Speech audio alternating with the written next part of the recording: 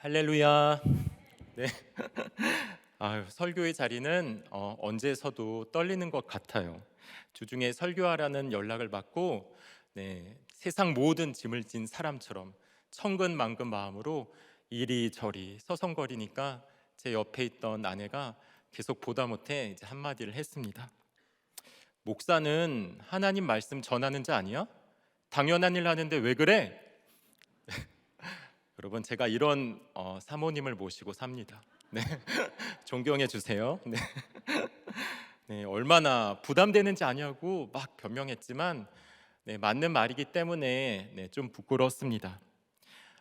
여러분은 하루 일과를 어떻게 시작하세요? 저는 일어나면 먼저 물을 마십니다. 근데 물을 마시기 전에 잠자리에서 일어나면 먼저 무릎을 꿇고 기도해요. 그래서 주님, 오늘 하루도 저를 인도해 주세요. 저를 붙잡아 주시고 불쌍히 여겨 주세요. 제가 맡겨진 오늘 하루의 일을 감당할 수 있도록 주님 도와주세요. 이렇게 기도합니다. 네, 여러분 엄청 경건해 보이죠? 네, 습관이 된 것도 있지만 기도가 절로 나와요. 네, 그리고 물을 마신 다음에 또 샤워를 하는데 그냥 바로 샤워하는 게 아니라 그날 큐티인 말씀 본문을 펴서 그 본문을 한번 쓱 읽습니다. 그리고 이제 샤워를 하는데 그러면 이제 샤워 중에 그날 말씀 또 제목 그리고 내 마음에 꽂힌 그 한 구절을 이렇게 5분 10분간 생각을 하고 또 샤워를 마칩니다. 그러면 이제 우리 애들이 제가 3명 있는데 애들 3명을 이제 아내랑 깨우죠. 또 전쟁이 이제 시작되는데 애들을 깨우고 그리고 입히고 씻기고 먹이고 그 다음에 이제 다 초등학생이 3명이 됐어요. 초등학교에 또 보내고 그런 다음에 이제 출근을 하죠. 출근을 해서 그제서야 이제 다시 큐티를 좀 차분하게 한 다음에 하루 일과를 시작합니다. 그래서 지난주도 그렇게 보냈는데요. 지난주에는 월요일 큐티 말씀이 마음에 남더라고요. 제목이 뭐냐면 아브라함의 반복되는 실수였습니다. 그래서 설교 연락을 받고 고민하지 않고 이 본문으로 해야겠다 하고 오늘 정했습니다. 그래서 오늘 읽은 이야기에는 두 인물이 등장합니다. 아브라함과 아비멜렉. 아브라함은 믿음의 조상이고 아비멜렉은 세상 왕인데 우리 기대와는 달리 아브라함은 너무나 초라하고 찌질합니다. 그리고 불신자 아비멜렉은 너무나 멋있고 교양 있게 나옵니다. 세상 왕이 믿음의 조상보다 더 나아 보이는 거예요. 헷갈리죠? 그래서 아브라함은 조연 같고 아비멜렉이 주인공 같아 보입니다. 하지만 오늘 이야기의 진짜 주인공은 하나님과 아브라함입니다. 종교개혁가 칼빈은 이렇게 말합니다. 이 이야기에서 성령님은 우리에게 놀랄 만한 두 가지 사례를 보여주신다. 하나는 인간의 연약함이고 다른 하나는 하나님의 은혜이다. 택자 아브라함은 너무 연약하고 부족해서 계속 넘어지지만 그럼에도 불구하고 하나님은 그런 아브라함을 택자로 붙드시고 일으켜 주시고 회복시켜 주신다는 것이 오늘 설교 핵심에 해당합니다. 그래서 여러분 오늘 혹시 너무 피곤하시거나 집에서 졸리시거나 아프시거나 바쁘신 일 있으면 이것만 기억하고 이제 설교 안 들으셔도 됩니다. 네. 네, 농담이고요. 네, 끝까지 잘 들으시고 오늘 예배 하나님께 잘 들으시는 분에게 그럼에도 불구하고의 하나님의 은혜가 넘칠 것을 믿습니다. 네, 그래서 오늘 설교 제목이 그럼에도 불구하고입니다. 택자이기 때문에 그럼에도 불구하고의 은혜가 임한다고 합니다. 그럼 택자의 인생에 임하는 그럼에도 불구하고의 은혜를 함께 생각해 보기 원합니다. 첫째로 택자임에도 불구하고 실수를 반복합니다. 1절 아브라함이 거기서 네게브 땅으로 옮겨가 가데스와 솔 사이 그랄에 거류하며 아브라함이 거기서 네게브 땅으로 옮겨갔다고 합니다. 근데 그 거기서가 어딜까요? 1절에 거기서는 마므레의 상수리 나무들이 있는 곳, 즉 헤브론을 말합니다. 헤브론은 롯이 아브라함을 떠나 소돔으로 간 다음에 아브라함이 하나님의 약속을 받아요. 그리고 떠난 곳이 헤브론입니다. 롯에게 재물을 양보하고 롯을 떠나보낸 다음에 아브라함은 헤브론에 거주하면서 거기서 여호와를 위하여 제단을 쌓았습니다. 헤브론은 아브라함에게 약속의 땅, 예배의 처소였습니다. 그런데 갑자기 아브라함이 이 약속의 땅을 떠나 네게브 땅으로 옮겨갑니다. 네게브는 남방을 말하는데요. 네게브에서 더 남쪽으로 가면 이제 가데스가 있고 가데스 왼쪽에 술이 있습니다. 그리고 술에서 더 내려가면 그 유명한 애굽이 있습니다. 그리고 그랄은 블레셋 땅에 있습니다. 1절을 히브리어 원문으로 보면 가데스와 술 사이에서 잠시 머물렀다는 동사가 있어요. 그래서 지도를 생각해 보면 아브라함이 천국을 상징하는 가나안 땅을 떠나서 세상을 상징하는 애굽으로 점점점 이제 내려갔다는 것입니다. 그래서 찬송가 354장 여러분 아시는 분들 있을지 모르겠어요. 제가 어렸을 때 저는 많이 불렀는데 주를 앙모하는 자 올라가 올라가 독수리같이. 네, 아시죠? 네. 아브라함은 이렇게 올라가를 해야 되는데 내려가를 했습니다. 그러다가 이제 계속 내려가다가 20년 전 애굽 생각이 나는 거예요. 20년 전 애굽으로 내려갔다가 예쁜 아내 빼앗기고 죽을 뻔한 일이 생각나서 애굽으로 내려가지는 않고 다시 올라가는데, 다시 올라가서 그 약속의 땅 헤브론에 거하면 좋겠지만 그것이 아니라 블레셋 왕의 도시 그랄로 올라가는 거예요. 가나안 땅은 맞긴 한데 여호와를 위하여 제단을 쌓았던 헤브론 아니면 그 이전에 나왔던 베델이 아니라 가나안 땅 남쪽, 그것도 남쪽입니다. 남쪽 접경에 위치한 그랄에 장막을 치는 거예요. 남쪽이어서 좋고 왕이 사는 곳이라서 좋고 안전하고 풍요로워서 좋고 그렇다고 애굽에 내려간 건 아니라서 좋다고 합니다. 이 모든 과정을 그렇게 믿음 좋던 우리의 아브라함이 하나님께 한마디도 묻지도 않고 혼자서 뚝딱 처리합니다. 여기서부터 비극이 싹틉니다. 근데 왜 아브라함은 약속의 땅 헤브론을 떠나 그랄에 거류했을까요?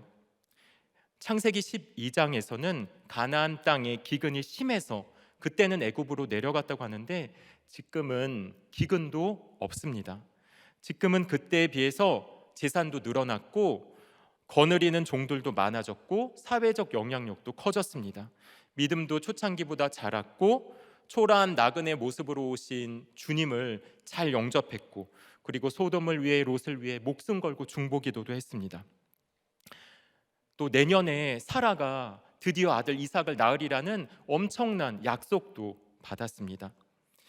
그런데 하나님 아브라함이 헤브론을 떠난 것은 그런 외적인 이유보다 그 마음에 기근이 들었기 때문이라고 생각합니다. 내가 목숨을 걸고 기도했는데 소돔은 멸망하고 겨우 살아남은 내 사랑하는 조카 롯은 아내를 잃고 두 딸과 함께 산에서 거주하는 것을 봅니다. 그러다가 롯이 두 딸과 근친상간하여 아들까지 낳았다는 소식을 접하는 거예요. 여러분 그때 아브라함 마음이 어땠을까요? 내가 이러려고 목숨을 걸고 기도했나? 내 인생에 되는 건 뭐지? 제단을 쌓고 여호와 이름을 불렀지만 내 인생은 왜 이리 고단픈 걸까? 이럴 바야 차라리 남방으로 가서 힐링을 하고 내 여생을 편안히 보내야겠다. 사명이고 말씀이고 이제는 지쳤다. 육적 기근보다 더 무서운 것이 영적 기근입니다. 영적 기근이 찾아오면 마음이 자기 연민과 피해의식으로 갈라집니다.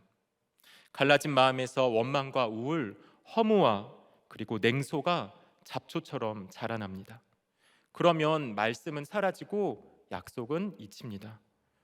사명을 망각하고 택자의 정체성을 잊어버립니다. 그래서 자기 생각, 자기 열심의 열매를 맺는 것입니다. 2절 그의 아내 사라를 자기 누이라 하였으므로. 택자 아브라함이 이렇게 자기 정체성을 잊고 사명을 망각하니까 실수를 합니다. 자기 아내 사라를 그랄 사람들에게 자기 누이라고 한 것이죠. 사람들이 자기 아내가 예쁜 것을 보고 자기 아내를 빼앗고 자기는 죽을까 봐 거짓말을 한 것입니다. 20여 년 전 애굽에서 한 실수를 반복한 것이에요. 그러나 그때는 기근 때문에 간 거고 믿음도 초창기라 아브라함을 정상 참작해 줄 수 있지만, 지금은 20년이 지나고 아브라함이 산전수전을 다 겪어서 이제 믿음의 조상으로 섰는데 지금 또 실수를 하는 거예요. 이거를 보면서 우리 인생의 슬픔, 비애를 느낍니다. 롯을 구하기 위해 자기 집에서 기른 군사 318명을 거느리고 엘람 왕 북부 연합군을 야밤 기습 공격으로 쳐부쉈던 아브라함이 이제는 그런 일개 그랄 사람들을 무서워하고 그들을 두려워해서 거짓말을 하는 거예요. 그냥 거짓말이 아니라 자기만 살려고 자기 아내를 다른 남자에게 팔아먹는 그런 거짓말을 합니다. 어떻게 그럴 수 있냐고 우리는 흥분하지만 여러분, 그럴 수 있습니다. 택자임에도 불구하고 우리는 실수를 반복합니다. 아무리 이전에 눈부신 공을 세우고 그리고 우리가 전에 대단한 적용을 했다고 하더라도 오늘 하루 우리가 주님의 은혜를 덧입지 않으면 우리는 오늘 넘어지게 됩니다. 아브라함의 실수는 거짓말이었지만 그 거짓말의 뿌리는 불신앙이었습니다. 믿음이 흔들리자 어디로 갈지 모릅니다. 믿음이 약해지자 엉뚱한 곳으로 갑니다. 믿음이 사라지자 불안과 두려움이 몰려와 고질적인 실수를 반복하게 됩니다. 믿음이 이렇게 중요합니다. 저는 이제 오늘 말씀을 또 준비하는 동안 진짜 눈물이 났어요. 그렇게 대단한 아브라함이 그렇게 치졸한 모습으로 나락에 빠진 것을 보면서 제 모습을 보는 것 같았습니다. 저는 욕심이 많고 또 열심이 많은 자입니다. 그래서 내 열심으로 아까 불렀던 찬송가처럼 올라가 올라가 독수리같이 하나님을 향해 올라가야 되는데, 세상 또 성공과 명예를 향해 이제 외치며 또 미국 유학을 떠났어요. 아내는 그때 공동체에 남아 있기를 원했고 또 우리 목사님은 제가 좀 더 공동체를 섬긴 다음에 유학을 가면 어떨까 권면을 하셨지만, 저는 저기 되게 똥꼬집이거든요. 그래서 한번 꽂히면은 잘 듣지 않고 이제 돌격 앞으로를 외치며 태평양을 건너 미국으로 나아갔습니다. 그럼 미국으로 나아가서 잘 됐을까요, 여러분? 네, 여러분 열심과 욕심으로 공부하니까 미국 교수님들에게 인정을 받았어요. 두각을 나타냈습니다. 그래서 우수한 성적으로 석사학위를 받았고요. 그리고 원래는 석사만 하고 오기로 했는데 끝까지 올라가 보자 그러면서 박사과정 또 시험도 준비하고 박사과정에도 입학 허가를 받으며 장학금까지 받게 되었습니다. 여기서 좀 더 자랑을 하자면 그냥 평범한 학교가 아니라 미국의 진짜 유수한 신학교에 신약학 박사과정에 합격을 했는데, 한 군데도 합격하기 힘든 데인데 제가 무려 3군데나 그때 합격을 했어요. 여러분 존경스러우시죠? 갑자기 이성훈 목사님만 있는 게 아니에요. 네. 근데 그 와중에 저희 둘째 아들 수연이가 조산으로 태어난 거예요. 그리고 뇌성마비 장애를 얻었고 한국으로 돌아올 수밖에 없었습니다. 아픈 자녀로 인해 우리 부부는 이제 많이 싸웠고 서로 상대 탓을 했으며 피해 의식과 원망으로 가득 차서 거의 이제 매일마다 싸웠어요. 그래서 저는 그때 생각했죠. 이제 우리 부부는 신결혼을 했고 여기서 결혼을 했지만 진짜 쇼윈도 부부, 서류상 부부, 그리고 명목상 부부로 살다가 이렇게 끝나겠구나 하면서 절망을 했습니다. 전세 자금으로 유학하다 돌아온 우리 가정은 이제 갑자기 돌아와서 집이 없으니까 이제 가족들이 본가, 처가, 그리고 병원, 처제네 집으로 이제 우리 5식구들이 이제 뿔뿔이 흩어져서 떠돌면서 지냈습니다. 오늘 아브라함이 이곳저곳 옮겨가며 거류했던 것처럼 말입니다. 그때는 제가 사역도 할 수 없었습니다. 나는 택자인데 어쩌다 내 인생이 이렇게 됐을까? 앞으로 우리 가정은 어떻게 살아야 하나? 라는 생각에 앞이 캄캄했습니다. 그렇지만 주님은 우리 가정을 헤브론 같은 공동체, 목장으로 다시 옮겨주셨어요. 제가 목사였지만 목원으로 이제 부부 목장에 들어가기로 했는데요. 목사인 제가 이제 부담스러워서 저를 목원으로 받겠다는 목자님들이 없었다는 비하인드 스토리를 몇 년이 지나서 듣게 되었어요. 안 돼. 우리 목장에는 안 돼요. 그러다가 기꺼이 저를 받아주시겠다는 우리 목자님이 계셔서 그 부부 목장에 들어갔습니다. 그때가 벌써 6년 전이에요. 서로에게 분노와 상처가 가득했던 저희 부부를 보고 우리 목자님 권찰님이 얼마나 노심초사하며 섬겨주셨는지 모릅니다.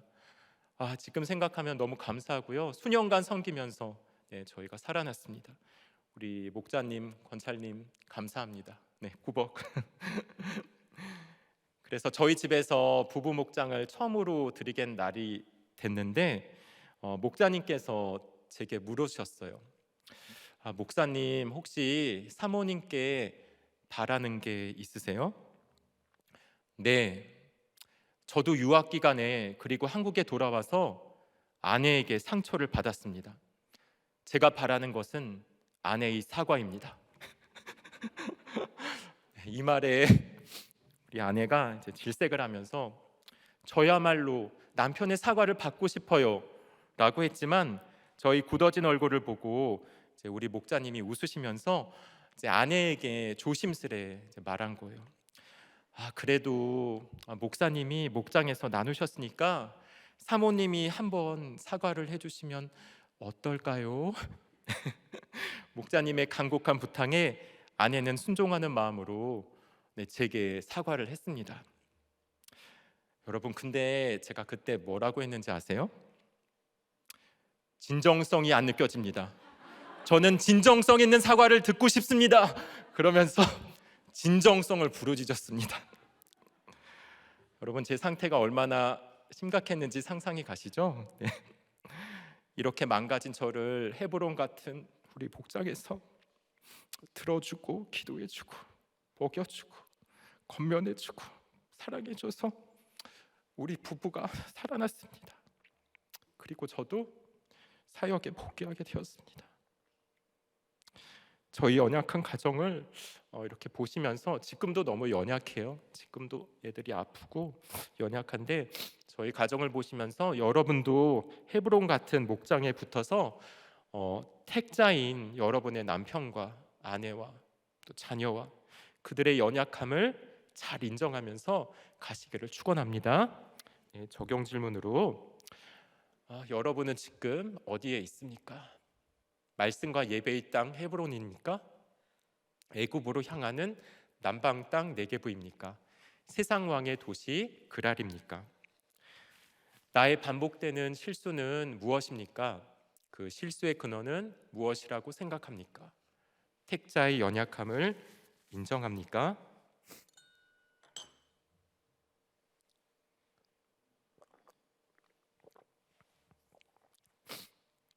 둘째로 실수에도 불구하고 자비를 더하십니다. 2절 그랄 왕 아비멜렉이 사람을 보내어 사라를 데려갔더니 택자인 아브라함이 실수를 반복하자 하나님이 사건을 주십니다. 그랄 왕 아비멜렉이 아브라함의 거짓말을 듣고 사라를 자기 아내로 취하려고 데려간 것이에요. 한 구절 안에서 1대지, 2대지 두 사건이 서술됩니다. 아브라함이 죄를 범하자마자 하나님이 죄를 즉시 다루신 것입니다. 이렇게 택자는 죄를 지어도 하나님이 바로 들키게 하십니다. 택자에게 하나님이 지체치 않고 사건을 주시는 것이죠.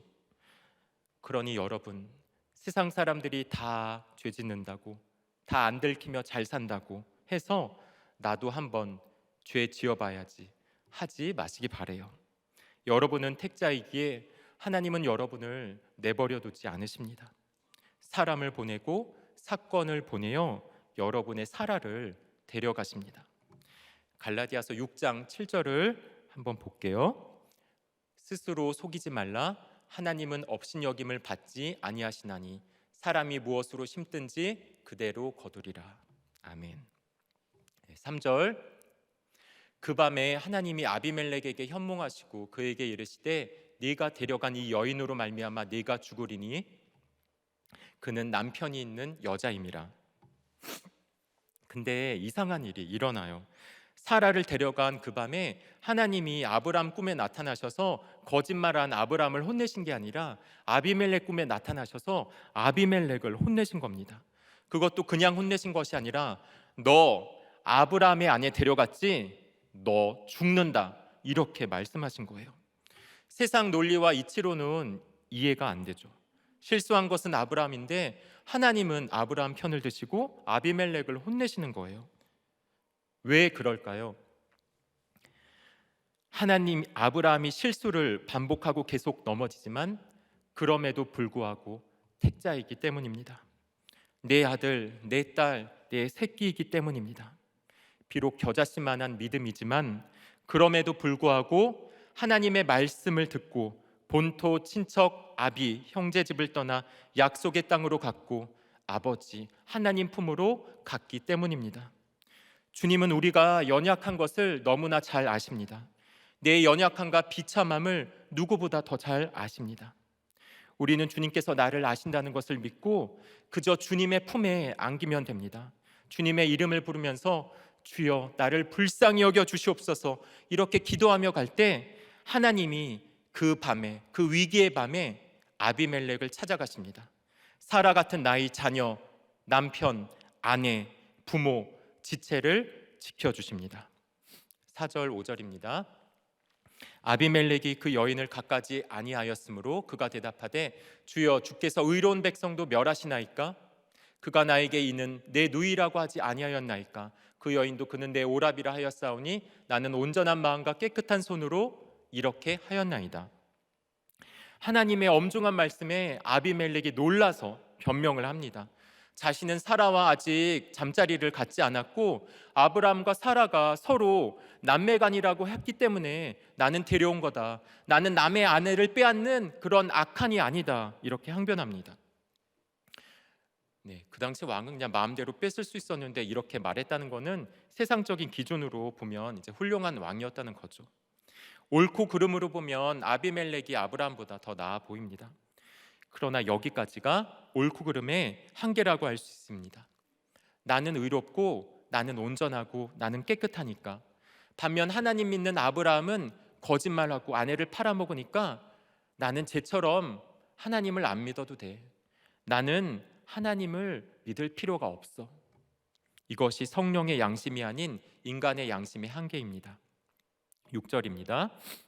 하나님이 꿈에 또 그에게 이르시되 내가 온전한 마음으로 이렇게 한 줄을 나도 알았으므로 너를 막아 네게 범죄하지 아니하게 하였나니 여인에게 가까이 하지 못하게 함이 이 때문이니라. 믿음은 없고 윤리와 도덕만 있는 아비멜렉에게 하나님은 그 수준에 맞추어서 아비멜렉의 행위를 인정해 주십니다. 그러나 하나님은 아비멜렉이 사라와 동침하지 않은 게 아비멜렉 스스로 절제해서가 아니라 하나님이 막았기 때문이라고 하십니다. 아비멜렉이 사라와 동침하면 사라를 통해 약속의 자녀 이삭이 태어나지 못하기 때문에 하나님이 친히 막으셨다고 합니다. 이삭이 와야 예수님이 오시고 예수님이 오시는 것이 구원의 일이기 때문에 하나님은 택자의 실수에도 불구하고 택자에게 자비를 더하시고 택자를 지켜주시는 것입니다. 이렇게 나의 일이 하나님의 일이 될 때 하나님의 보호와 자비가 임하게 됩니다. 그러므로 여러분, 우리가 공동체에서 어떤 직분을 맡고 섬기게 됐다면 구원을 위해 섬기는 것이 얼마나 귀한지 알아야 돼요. 그것이 남을 살리고 공동체를 살리고 나를 살리고 나의 가정을 살리는 하나님의 일이 되기 때문입니다.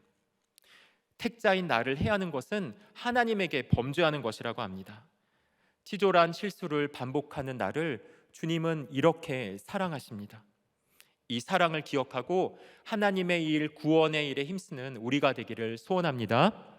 네, 적용 질문으로 나의 치졸한 실수에도 불구하고 하나님께서 더하신 자비는 무엇입니까? 나의 일 중에서 하나님의 일은 몇 프로입니까?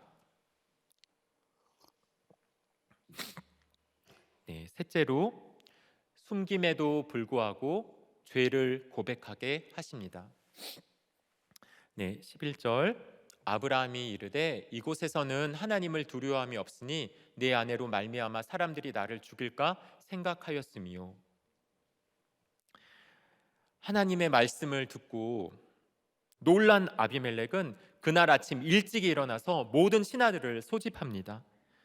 그 모든 일을 신하들에게 알려주니까 신하들도 놀라고 심히 두려워했다고 합니다. 아비멜렉은 이 자리에 이제 아브라함을 불러요. 그리고 이제 아브라함의 거짓말 때문에 나와 온 나라가 큰 죄에 빠질 뻔했다고, 도대체 왜 그런 거냐고 아브라함을 호되게 책망합니다. 그러자 우리 아브라함이 숨겨왔던 죄를 고백하게 됩니다. 하나님을 두려워하지 않는 이곳에서 내가 아내 때문에 죽임 당할까 두려웠다고, 죽는 생각을 했다고 말합니다. 이렇게 약속을 잊고 또 말씀을 잊고 약속의 땅을 떠나면 자기 생각에 빠지게 됩니다. 사명을 잊고 안전을 추구하면 오히려 두려움과 불안이 몰려옵니다. 말씀과 적용이 지긋지긋해서 아늑하고 안전해 보이는 그랄로 가면 오히려 생명의 위협을 느끼게 됩니다. 아브라함은 자기가 이곳까지 오게 된 이야기를 설명하면서 내가 하나님의 택자임에도 불구하고 하나님을 믿지 못하고 방황하면서 아내 때문에 죽을까 두려워 떠는 자신의 연약함을 고백합니다. 12절 또 그는 정말로 나의 이복누이로서 내 아내가 되었음이니라. 아브라함은 그동안 한 번도 드러내지 않았던 사실을 이 아비멜렉과 온 신하들 앞에서 고백합니다. 사라가 자신의 이복 누이로서 자신은 사라와 근친 결혼을 했다는 사실 말입니다. 성경에서 아브라함과 사라 이야기가 창세기 11장부터 나오거든요.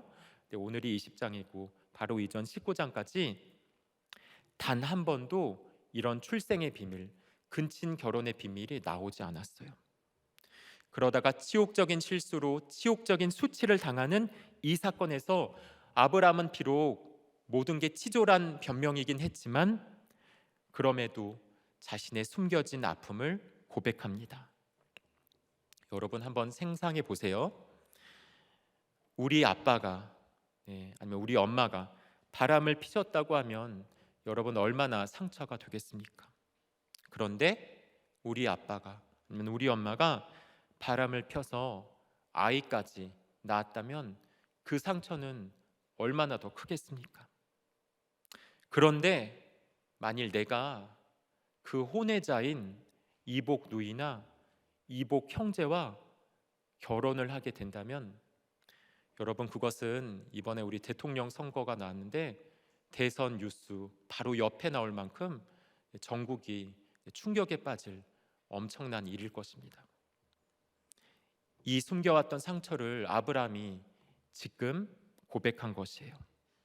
13절 하나님이 나를 내 아버지의 집을 떠나 두루 다니게 하실 때 내가 아내에게 말하기를 이후로 우리의 가는 곳마다 그대는 나를 그대의 오라비라 하라. 이것이 그대가 내게 베풀 은혜라 하였었느라. 숨은 상처를 고백했던 아브라함이 이제 더 나아가서 숨겨왔던 죄를 고백합니다. 바로 자신이 고향 갈대아 우르를 떠나 나그네 인생을 살기 시작하면서 가는 곳마다 거짓말을 하면서 아내를 누이라고 속였다고 하는 것입니다. 믿음으로 문명의 발상지 메소포타미아를 떠나 낯설고 거친 가나안 땅에 거류하면서 너무 두려웠다고 고백한 것입니다. 믿음이 있지만 또한 믿음이 없어서 거짓말을 했고 아내를 언제라도 팔아먹으려고 했고 이것을 아내에게 설득하고 애원하고 또 강요했다는 것입니다. 나만 살고자 했던 이기적인 남편이고 아내를 지켜주지 못하고 팔아먹은 비겁한 남편이라고 모든 왕과 신하들 앞에서 고백한 거예요. 아까 제가 두 번째 대지에서 택자는 실수에도 불구하고 하나님이 자비를 더하신다고 했습니다. 그러나 그것이 끝이 아닙니다. 거기서 끝나면 안 됩니다. 택자라고 무조건 하나님이 전자동으로 지켜주시고 복 주시는 것은 아닙니다. 하나님이 우리를 지켜주시는 이유는 하나님의 자비를 믿고 이제 우리의 숨겨진 죄를 고백하고 회개케 하기 위함입니다. 숨겨진 상처, 숨겨진 죄를 고백해야 하는 이유는 그것이 우리 마음을 묻기 때문입니다.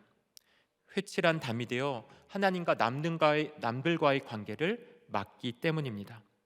더 이상 치욕적인 실수를 반복하지 않기 위함입니다. 아브라함은 수치의 현장에서 24년 동안 숨겨왔던 자기 상처와 죄를 고백함으로써 묶였던 마음이 자유케 되었어요. 회칠한 담이 무너져 부부관계가 회복됐습니다. 그래서 20장 이후로 아브라함은 다시는 거짓말을 하지 않고 모든 사람들에게 사라는 자기 아내라고 당당히 말했습니다. 여러분, 이것이 바로 하나님께서 택자인 우리에게 주시려는 은혜입니다. 난 의롭고 난 온전하고 난 깨끗해 이렇게 외치는 아비멜렉은 결코 받지 못하는 은혜인 것입니다. 이런 고백과 회개가 하나님이 택자인 우리에게 베푸시는 최고의 은혜예요. 그래서 7세기 사막의 교부이자 동방교회의 영성가인 니느웨이 이삭이라는 사람이 있는데요, 이분이 이런 말을 했습니다. 자기 죄를 아는 사람은 죽은 자를 일으키는 자보다 더 위대하다. 자기 죄를 위해 한 시간을 진실로 울부짖는 사람은 온 세상을 가르치는 자보다 더 위대하다. 자기 약함을 아는 사람은 천사를 볼 수 있는 자보다 더 위대하다. 저는 오늘 이 아브라함의 고백을 보면서 저희 반복된 실수 뒤에 숨겨진 죄를 묵상했습니다. 저희 욕심과 열심이라는 반복된 실수 뒤에는 자기 연민과 피해의식이라는 것이 동전의 양면처럼 있는 것을 봅니다. 그리고 좀 더 깊이 들여다보면 제 내면에 끝없는 불안이 있음을 보게 돼요. 잘 해야 하고 못하면 남들이 나를 싫어하고 버릴 것 같아서 불안한 마음이 있습니다. 그래서 관계가 좋다가도 의견이 좀 안 맞고 사소한 갈등이라도 생기면 버림받을 것 같은 두려움이 몰려와서 비굴하게 막 상대방에게 맞추거나 아니면 못 참겠다 그러면 그냥 칼같이 관계를 정리를 했습니다. 어떤 일을 할 때도 그 일을 할 수 있음에 감사하고 그리고 일 자체를 즐기면서 할 수도 있는데 자꾸 결과를 두려워하는 거예요. 남들의 평가를 생각하고 남들이 인정해 줄까 칭찬해 줄까 나를 싫어하지 않을까 이러니까 마음에 이제 채기가 올라오는 거예요. 결혼에서는 우리 그 훌륭하신 아내님을 몰라보고 아내를 현모양처로 만들려고 잡았습니다. 드라마는 보지 말고 오직 성경과 경건서적은 읽으라고 제가 아내에게 설득하고 애원하고 강요를 했습니다. 그래야 우리 아내가 선녀와 나무꾼처럼 저를 버리고 떠나는 게 아니라 우렁각집처럼 제 옆에 꼭 붙어서 저를 잘 섬겨줄 거라고 생각했기 때문입니다. 사역하면서는 또 동일한 이 불안이 이제 올라올 때마다 새로운 일을 하거나 중요한 일을 맡게 되면 이제 힘들었어요. 자꾸 소화가 안 되고 화장실에 들락날락 수시로 갔습니다.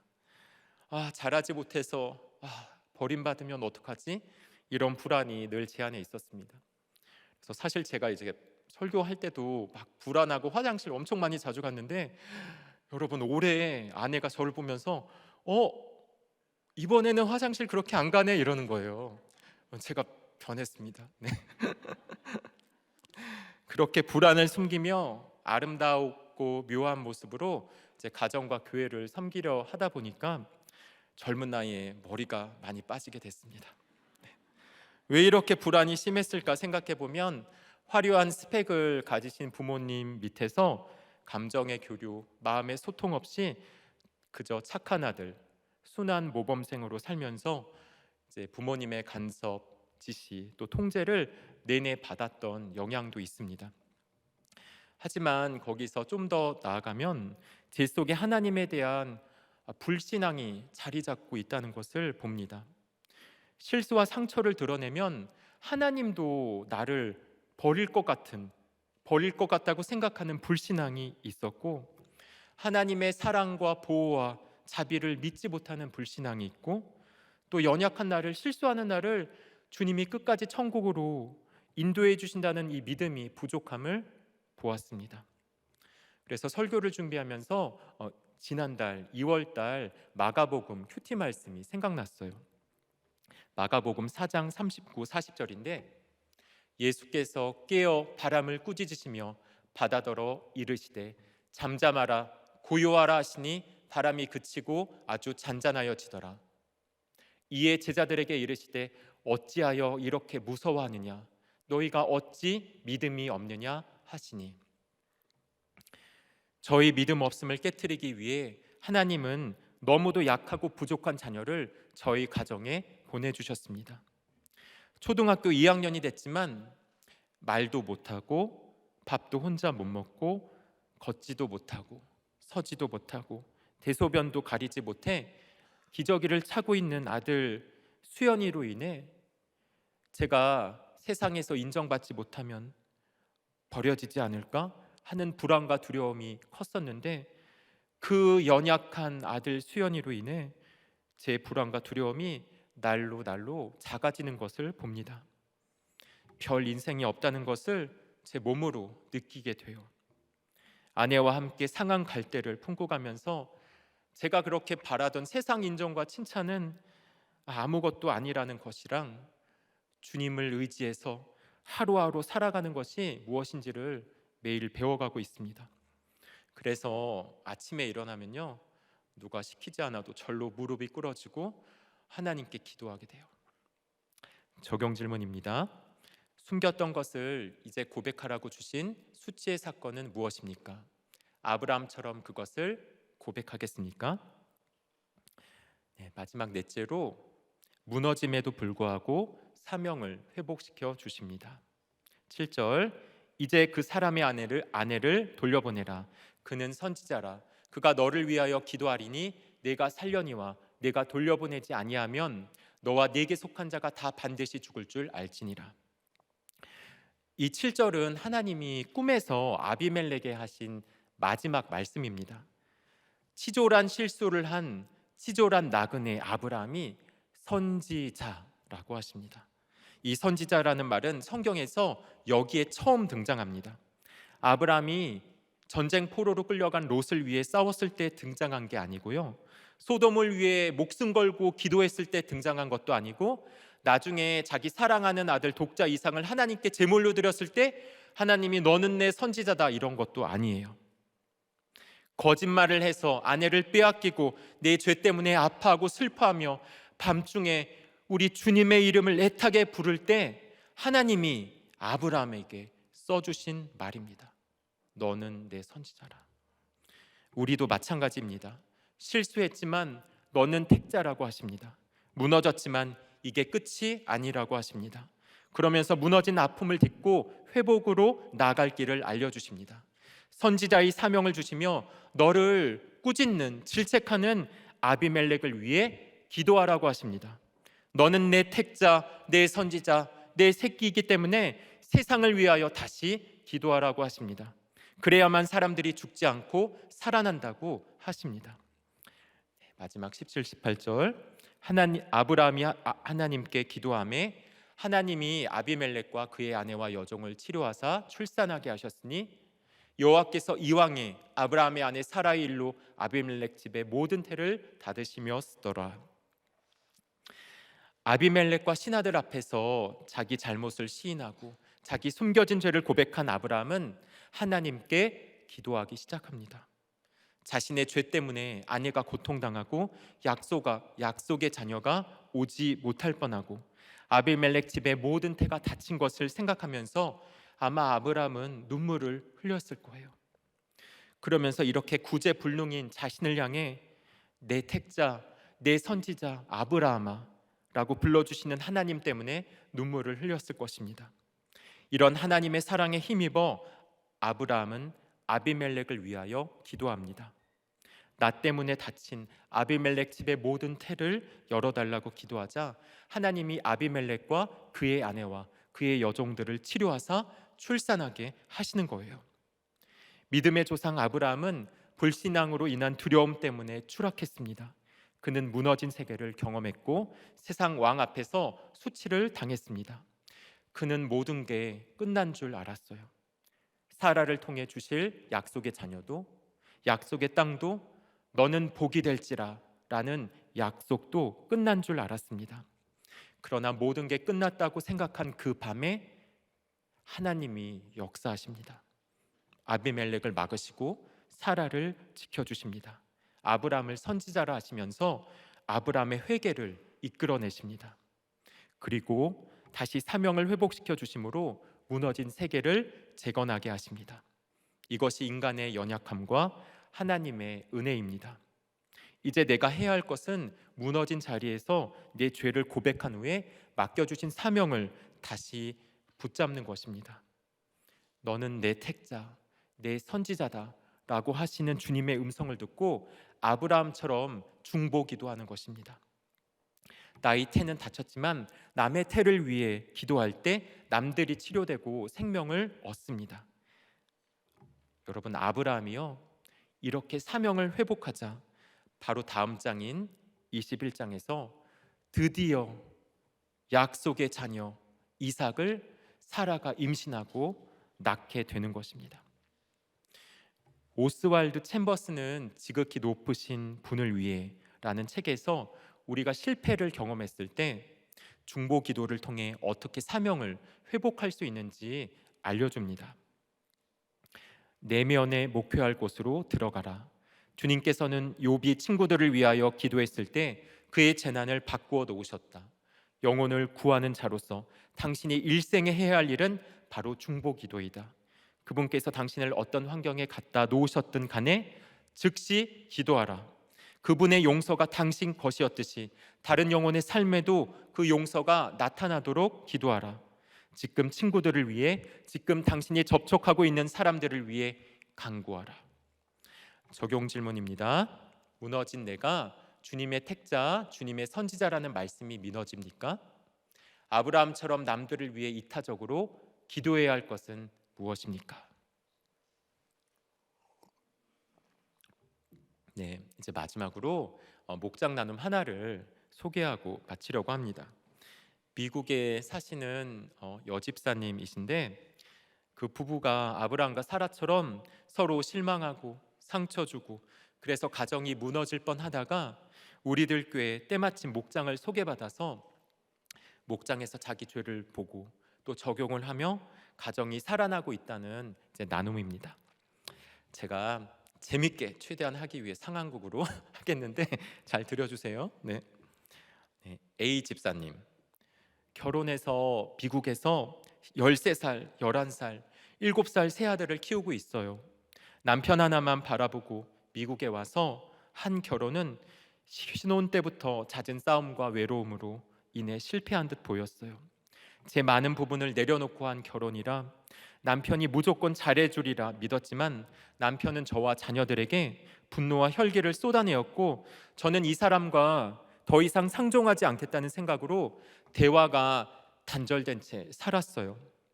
하지만 남편의 자녀 체벌로 인해 경찰이 오는 사건과 남편의 우울증, 자살 충동을 계기로 우리들 교회 목장을 소개받았어요. 그동안 내 사건이 해석이 안 됐는데 목장에서 그냥 같이 듣고 같이 보고 같이 나누다 보니 남편이 아니라 내가 가해자일 수 있다는 생각이 들었어요. 남편 때문에 너무 힘들어 남편의 마음을 헤아리지도 못하고 남편 구원을 위해 기도할 마음 1도 없었는데, 이런 저를 가증하다고 하시는 하나님의 말씀을 듣고 그 말씀으로 인해 내 죄가 조금씩 보이게 되고 내 구원을 위해 남편과 자녀가 수고한다는 것을 생각하게 되었어요. 우리 목자님, 몇 달 전 집사님이 새 가족으로 오셨을 때 벼랑 끝에 서 있는 분 같다는 생각이 들었어요. 처음에 저랑 통화하셨을 때 남편과 대화가 없고 필요한 말만 한다고 하셔서 회복에 시간이 많이 걸릴 거라 생각했어요. 그런데 이게 웬걸, 목장 처방대로 남편 출퇴근 때 인사해 주시고 남편 마음을 읽어주는 대화를 해보라고 목장에서 권면했는데 바로바로 적용하면서 남편 마음을 하나둘씩 얻어가는 걸 보면서 목자인 나는 우리들 교회 16년을 다녔는데 왜 그때 바로 저렇게 못했지? 라는 생각이 들더라고요. 집사님처럼 LTE급으로 빨리 통과하시는 분들 보면 좀 부럽네요. 집사님, 저 LTE급은 아니고요. 죽음이 왔다 갔다 하는 위급한 상황에서 하나님이 급한 불을 꺼주신 것 같아요. 상한 갈대를 꺾지 않으시는 하나님께서 저를 불쌍히 여기사 목장 처방을 따라 남편이 우울증 약을 처방받아 잘 먹어주는 은혜를 주신 거죠. 애들이 클수록 아빠 자리가 크게 느껴지는데 혼자 감당하기 힘든 자녀 양육을 남편과 함께 상의하게 되어서 큰 힘이 돼요. 우리 목자님, 맞아요. 결혼 생활 14년 고생하신 거 생각하면 이것도 빠른 게 아니죠. 정말 남편분이 위기 상황이라고 들어서 걱정 많이 했는데 하나님이 빠름으로 119 보내주신 것 같아요. 크고 작은 사건들이 계속 오고 환경이 달라진 건 없지만 집사님이 변하시니 가족들도 변하는 게 너무 감사해요. 남편한테 살포시 아이들 위해 함께 기도하자는 말도 해보시면서 조금씩 잘 이끌어 주세요. 여러분, 이 목장 나눔이요, 우리 한국과 태평양을 건너 미국에서 온라인 줌을 통해 이어진 목장 나눔입니다. 이 목장 나눔을 통해 구속사의 말씀을 통해 여러분, 이 땅만 아니라 저 멀리 미국에서도 또 다른 나라에서도 사람들이 살아나고 가정이 중수된답니다. 여러분, 우리는 이렇게 놀라운 하나님의 은혜를 덧입는 공동체에 있습니다. 여러분, 자랑스러우시죠? 네. 그래서 이 구속사의 말씀과 또 우리들 목장 같은 이 공동체가 정말 온 세계에 퍼져나가서 영혼이 살아나고 가정이 살아나는 은혜가 가득하기를 소망합니다. 말씀을 마무리하겠습니다. 믿음의 조상 아브라함이 반복되는 실수로 수치를 당했습니다. 그럼에도 불구하고 주님은 아브라함에게 자비를 베푸시고 아브라함과 사라를 지켜주십니다. 그러면서 그동안 숨겨왔던 죄와 상처를 고백하게 하십니다. 아브라함이 철저히 무너졌음에도 불구하고 하나님은 아브라함에게 그럼에도 불구하고의 은혜를 주시며 그를 회복시켜 주세요. 아브라함에게 임한 그럼에도 불구하고의 은혜가 아브라함의 자손인 우리에게 주시는 하나님의 은혜입니다. 이 은혜를 생각하며 다 함께 찬양하겠습니다. 우리 말씀을 기억하며 함께 찬양하겠습니다. 마음속에 어려움이 있을 때, 마음속에 어려움이 있을 때, 마음속에 어려움이 있을 때 주님 내게 먼저 오사 내 마음을 만지고 주님 앞에 나올 수 없을 때, 주님 앞에 나올 수 없을 때, 주님 앞에 나올 수 없을 때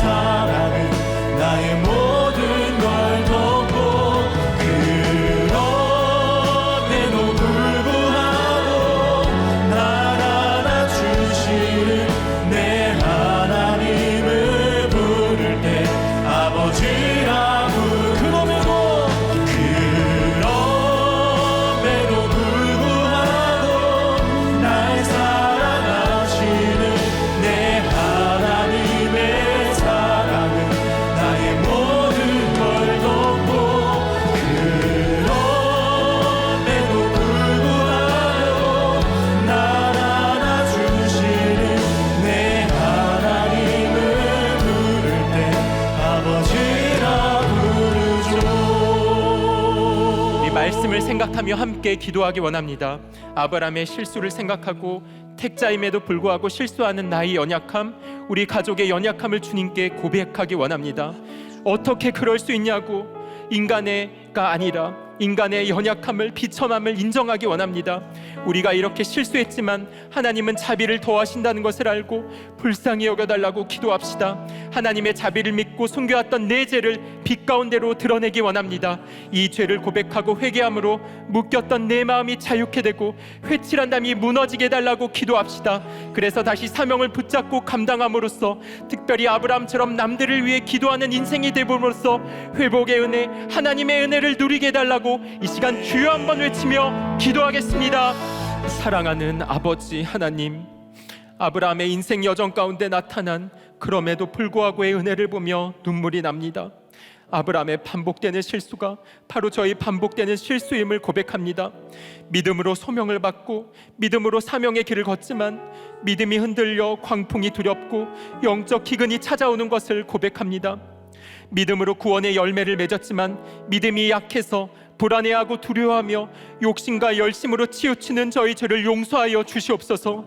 우리는 비천한 죄인이지만 우리 안에 예수 씨가 있기에 주님이 우리를 눈동자처럼 지켜주심을 믿습니다. 이제 그 사랑을 힘입어 수치의 사건에서 그동안 숨겨왔던 상처와 죄를 고백하기 원합니다. 드러내지 못한 죄 때문에 우리의 마음이 묶여 있습니다. 주님, 아브라함처럼 죄를 고백함으로써 죽은 자를 살리는 것보다 더 위대한 회개를 함으로써 우리 마음이 진리로 자유케 되고 독수리처럼 하늘을 향해 날아 올라가게 도와 주시옵소서. 다시 사명을 붙잡고 회복되게 하여 주시옵소서. 특별히 아브라함처럼 남들을 위해 기도함으로써 치유와 구원이 넘치게 하여 주시옵소서. 그럼에도 불구하고의 은혜 열매를 맺는 우리들 교회와 담임 목사님을 눈동자처럼 보호하여 주시고 우리 한국교회가 인간의 연약함과 하나님의 은혜를 이 나라와 온 세계에 전하게 하여 주시옵소서. 이 나라의 새로운 대통령을 허락해 주셨는데 새 대통령이 하나님을 경외하고 백성을 사랑하며 창조 질서를 지킴으로써 이 나라와 민족도 하나님의 은혜를 덧입게 하여 주시옵소서. 평등법, 차별금지법을 막아주시고 태아생명보호법이 제정되게 하여 주시옵소서. 열방의 선교사님들과 북한의 지하교회를 기억하여 주시사 온 땅의 구속사의 복음이 흘러넘치게 하여 주시옵소서. 택자인 우리에게 십자가와 부활로 그럼에도 불구하고의 은혜를 부어주시는 사랑하는 우리 주 예수 그리스도의 이름으로 기도하옵나이다. 아멘.